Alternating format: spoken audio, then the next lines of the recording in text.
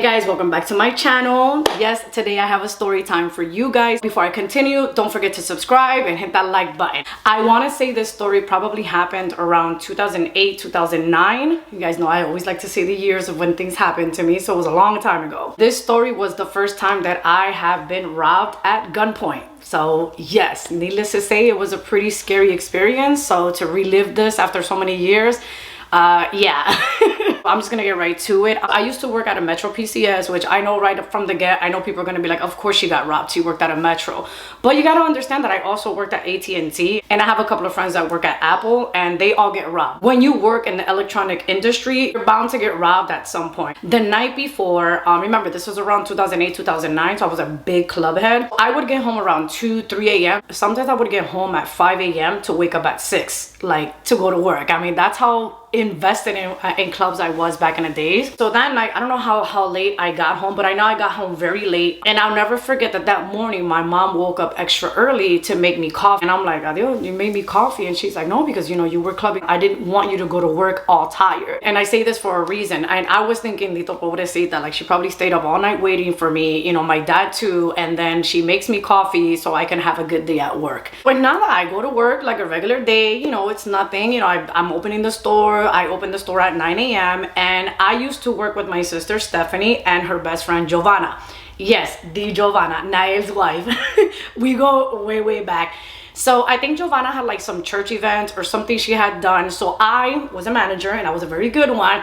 And Stephanie had the day off, and Gio the night before had asked me, can she come in an hour later? Being the manager that I am, I told her, yeah, that's fine. Just come in at 10 a.m. Nothing really happens from 9 to 10 anyway. So go ahead, sleep that extra hour, and then I'll just come in and it'll be fine. So again, Stephanie was off. Giovanna, I had told her to come in an hour later, which I feel like at the end of the day, God knows everything, because neither of them should have been at the store when this happened. I think I had about a little over $300 in the drawer, and it was about 9:40 something. So like it wasn't even 10 a.m. Store owner calls me, and he's on the phone with me, and he's telling me, hey, did you see the email? There's a lot of robberies going around, especially in Haines City, so just be careful. The reason that a lot of the metro stores were getting robbed is because everybody paid in cash. I'm on the phone with him, and he's telling me all this stuff, and I'm like, all right, whatever. So this kid walked in, and I say kid because he was probably like, I mean, I don't even think this kid was like 20 years old, to be honest.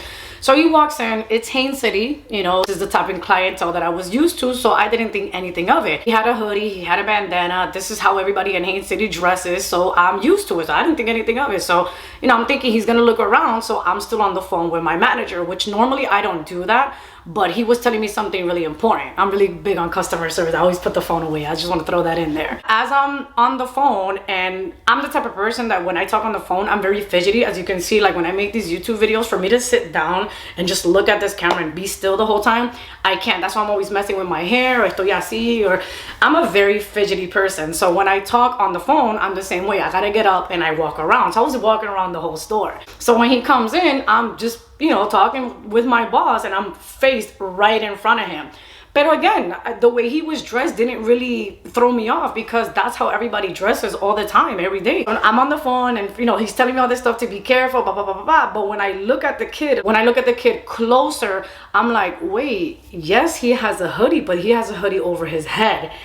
And the bandana, I don't know, I'm used to bandanas, but he had it covering his face. All you saw was his eyes. The hoodie was zipped up, and then he had both of his hands in his pocket. I don't know if you guys can see, but in his pocket. As he's standing there, he doesn't say anything. He just stands there. I'm on the phone, and then I kind of like look down, and I see like a gun shape in his pocket, and I'm like, oh God, this dude is gonna rob me. I'm like, oh, like I have worked in cell phone industry for so long, and I had never ever been robbed. I have always heard about people getting robbed, you know, but usually people just take the phones and run. This kid actually had a gun. So I'm looking at him, and I'm like, oh my God. With all the crime documentaries that I watch, I'm like, well, I'm not about to tell my boss what's going on, because he's about to shoot me while I'm telling this guy what's going on. So he can't do anything from the phone, so I just need to get off the phone very, very slowly. So I'm looking at the kid. He's not talking. I'm just like, and my boss's name was Francisco. I'm just going to use his real name because it doesn't matter. And I'm like, Francisco, I gotta go. Francisco, I gotta go. And he's still telling me all this stuff. Mira, porque tú sabes que si el safe. And I'm like, Francisco, I gotta go. click, and later on he tells me, he's like, you did sound weird over the phone, and I didn't think to call you back because I just thought you had a customer. But he did notice that with my tone of voice I did sound weird, which now that I think about it, I'm like, man, we should have had some code or something like, hey, I'm about to bake potatoes, put el adobo en la nevera, did you put the spaghetti away, like anything, like, you know, just to like tell him, hey, I'm about to get robbed. But we didn't have that established at the time. I just got him off the phone, so I'm just holding the phone like very close to me, but I make sure that he heard the beep of when I hung up on him. So I'm just like beep, and then I just put my hands up, and I'm holding the phone and I put my hands up. I mean, obviously he doesn't need to talk. I already know what's gonna happen. I mean, he wasn't there to be like, yo, can I get your number, shorty? No, he was there to rob me. You don't really need communication because I already knew what he was gonna do. So I just stood like this, you know, to let him know, listen, like, I'm not trying to be a hero or anything like that. I'm just do what you gotta do. I'm not gonna put my life in jeopardy to save anything in this store. Like, you can take whatever you want from this store because that's what we have insurance for. I take a step back and then he takes a step forward.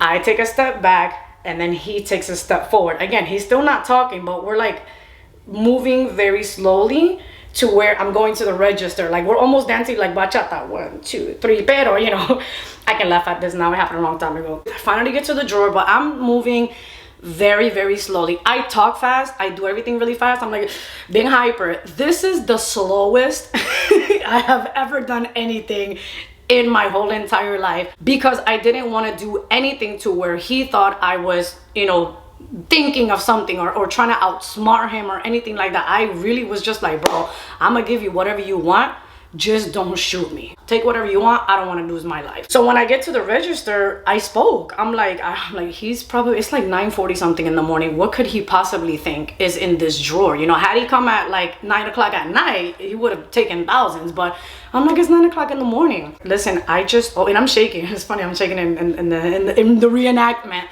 So I tell him, I'm like, listen, I just opened up. I don't have a lot of money.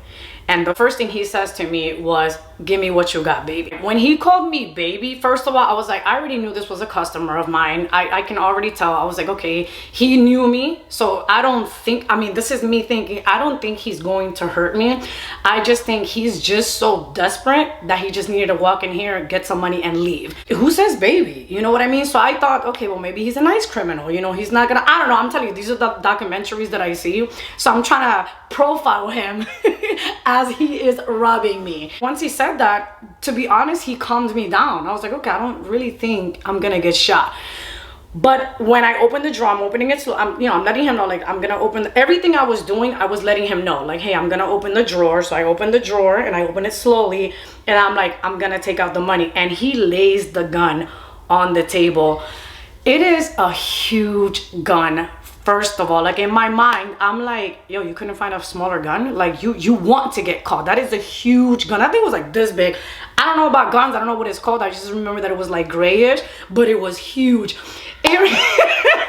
It reminded me of the gun that Tackleberry had in the movie Police Academy, that all the cops had like little guns and he had this huge gun. Anyways, you have to see the movie to laugh at what I'm talking about. But Tackleberry was, we're gonna call the robber Tackleberry. So Tackleberry was in front of me with a huge gun, but he never held it up. He never did anything like that. Once he laid it down, I remember as I was taking the money out of the register, all I could think about was my mom, because you know that everybody says, you know, was your life flashing before your eyes? It was, but not my life.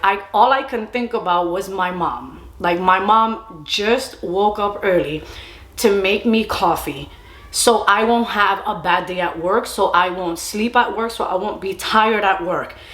And my mom was going to get a call from a cop telling her, but your daughter was killed at work. So that's all I can think about. And I'm like, I cannot believe all the partying that I do. Yo siempre estoy en la calle. I'm always out till like 4 or 5 a.m. in the morning. And I'm gonna lose my life at my job. Like, that to me didn't make any sense. And that's all I could think about. My mom's cup of coffee. I just started to pray.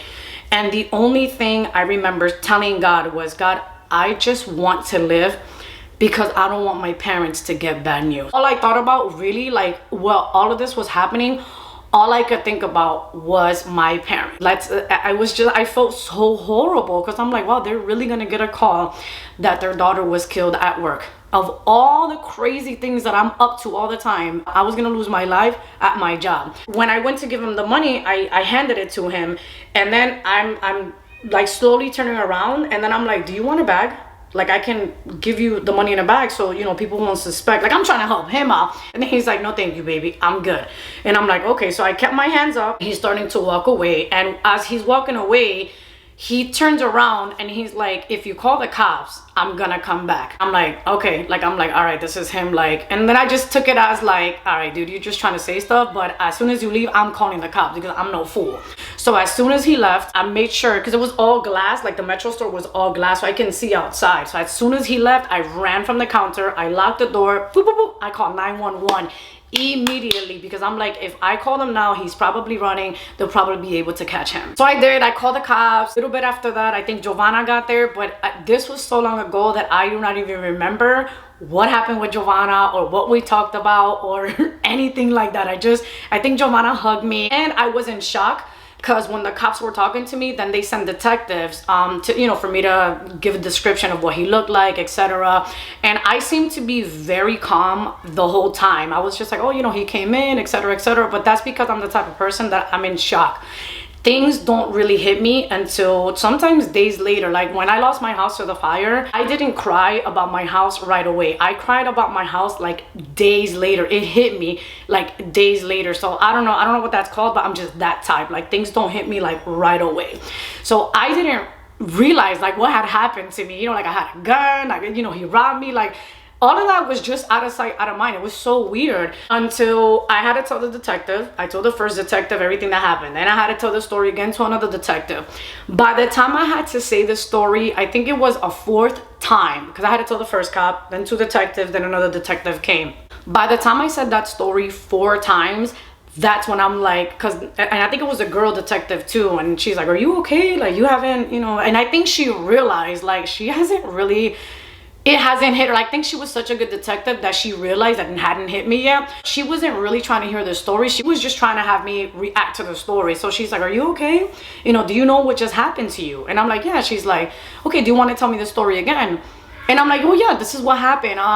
You know, the guy came in, and then as soon as I said that, I don't know what verbiage she used, but it triggered something. And that's when I thought about it. And that's when it hit me. I'm like, wait, he walked in, and then he had a gun, and I'm like, I was robbed. And that's when I started screaming and yelling, and all the cops were like, oh, wait, is she okay? And I'm like, oh my God. Like, like, I don't know, hours later, like, oh my God, I was just robbed at gunpoint. Well, I say gunpoint, but he wasn't pointing at me, but you know what I mean? Like, the gun was there and I was robbed. You know what I mean? I remember having to call my mom, because I hadn't called my mom yet.